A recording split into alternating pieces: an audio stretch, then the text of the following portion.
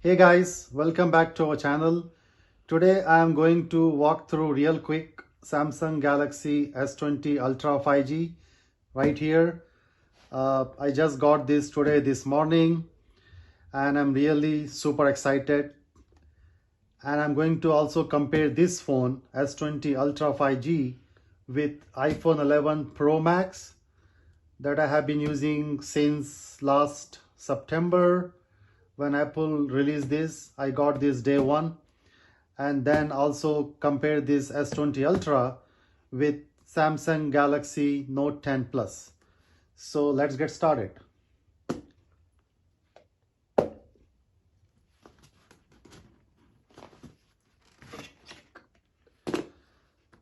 So first, this is the reason this phone is in news. It's all because of its camera or cameras. As you can see, it has one, two, three. I think this is a flash here, and this is like 100 times zoom capability kind of lens. And I think it has overall 108 megapixel camera, which is huge and a big jump in terms of how the smartphone cameras, have been developed over the years.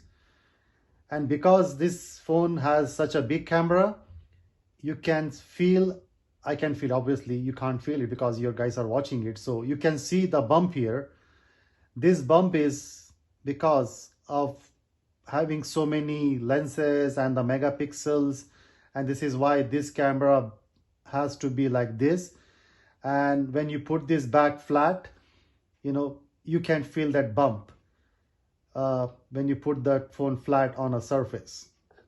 However, given the technology, given the phone and its size and its screen and pixels and resolution, I don't mind it because, as I said, I like this phone a lot. I always carry, a good phone in my pocket with a good camera because I never carry a DSLR or any other separate camera for our outings. I use my phone to capture those great moments. This is why I got this new shiny object, shiny phone, uh, which is still like close to $1,400 if you order it, directly from Samsung. And if you, I think, get it from AT&T or other, carriers, you might get a discounted price. Uh, but I got this directly from Samsung.com, and $1,400. And if you look at the phone itself, it feels so nice in the hand, and it gives a good, heavy feeling that, you are carrying something nice. Personally, I feel it good. Now, if I compare this with my previous Samsung phone, which is a Note 10 Plus, right here, you can see this S20 Ultra is little bit bigger than Note 10 Plus. So when Note 10 Plus was released, everybody was like, you know what, this is too big of a phone. But now comes another bigger one, which is like going to beat the size of Note 10 Plus. But if you look at the back, Note 10 Plus was nowhere close to the camera size that S20 Ultra have, which is a big jump in how this camera was set up on the back of this phone. And similarly, if I compare this, let me put these phones here with iPhone 11 Pro. Let me move this out of the way here.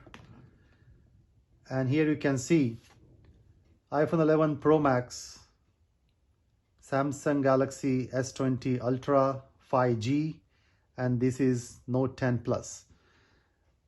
So you can see the difference in the size. If I put this iPhone 11 Pro Max close to S20 Ultra, you can see how small this iPhone 11 Pro Max camera looks. And when this was released last year, iPhone 11 Pro Max, people were talking about, okay, way too many cameras, way too big, doesn't look good. How about comparing it with this S20 Ultra? Now you feel like, yeah, you know what, iPhone 11 Pro Max is pretty acceptable in terms of camera size. But now S20 Ultra is way bigger, or what you call, like, better compared to any other phone out there. And the size wise, iPhone 11 Pro Max, you can see S20 Ultra, Note 10 Plus. The only thing I didn't like in this phone right here is the size. Pretty much is like, it feels like so thick if you compare this with Note 10 Plus. Now let me show the other way.